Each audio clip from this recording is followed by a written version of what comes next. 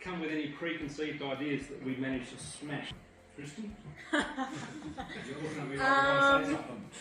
Yeah, I think as a pilot you kind of look at ATC like they're the enemy sometimes, particularly when they don't give you the clearances that you want. Yes. So I now understand that you don't give me clearances to space other traffic out to make it work for everybody in the airspace. So I can't be selfish. So I appreciate you guys doing what you're doing to keep us safe in the air, I guess. Yeah, I didn't realise how much went into just when we just asked for like a clearance of all the steps I has to go through and how many people need to contact them and how it all has to like slot together. Yeah.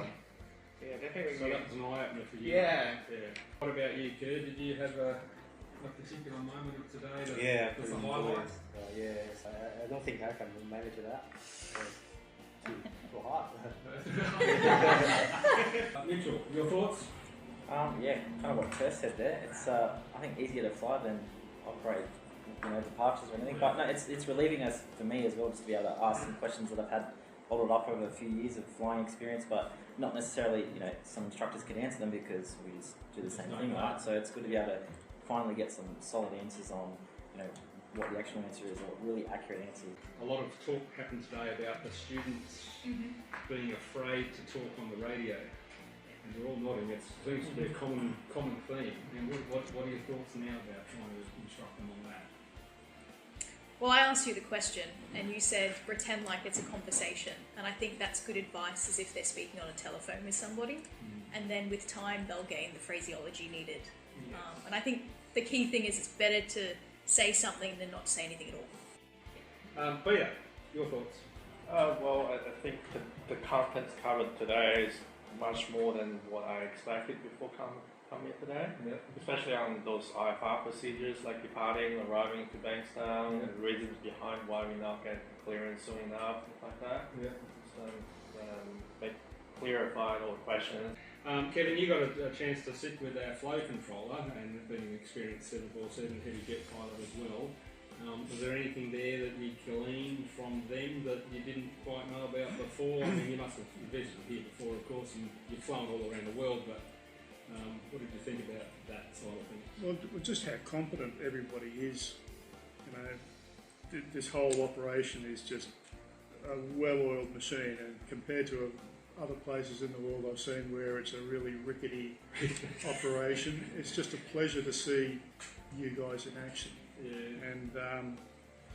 And yes, I'd sort of, I've certainly been aware of how it all operates, but just how smoothly it operates. And you've raised a number of points of just little things that I can say to a student now just to really answer their question, like you're saying. This is what to do or say, and the squawk ident. It's just so many useful little things out of the day. Well, it's been a real pleasure. And much more than, like Peter said, much more than I was anticipating. Yes. I thought it was just going to be like peer over the shoulder of a guy on a radar screen. Yeah. But this has been really useful. Yeah, Ricky, you would agree with that? Yeah, and what Alistair said as well, where there's just so much happening behind the scenes that we don't know. I was just saying I think it was Rory, yes, where he's talking to some people and then he's also talking to, like, across the room for the voice console thing. Yeah. Like, if you hadn't had that briefing today, before you went into the operations room, would you have had a better or a worse, or just had no clue what was going on when you got in there, and would it have turned out worthwhile? You would have no clue. It would just be in circles with lines going around them. You wouldn't know if they're going that way or coming that way, or... Yeah. So being able to look at the screen and know what was on it, you got a better product at the end of the day. Yeah. Lastly, what did you think of our air traffic controllers? My go was great. Did you get the impression that we're not big ogres in the sky? We're not the Gestapo? Were they all happy? Were they happy to explain things? Pete and I were sitting next to him, and I think my initial intention was... So you were with Scott? I was with Scott, and I just thought we'd just sit and listen in. I didn't think he'd interact with us, and I didn't want to initiate interaction because he's busy, he's working. Yeah. And then he will just start talking to you, and the next thing you know he's on the radio, and I'm just like, hey... Like, just focus, man. Just please focus.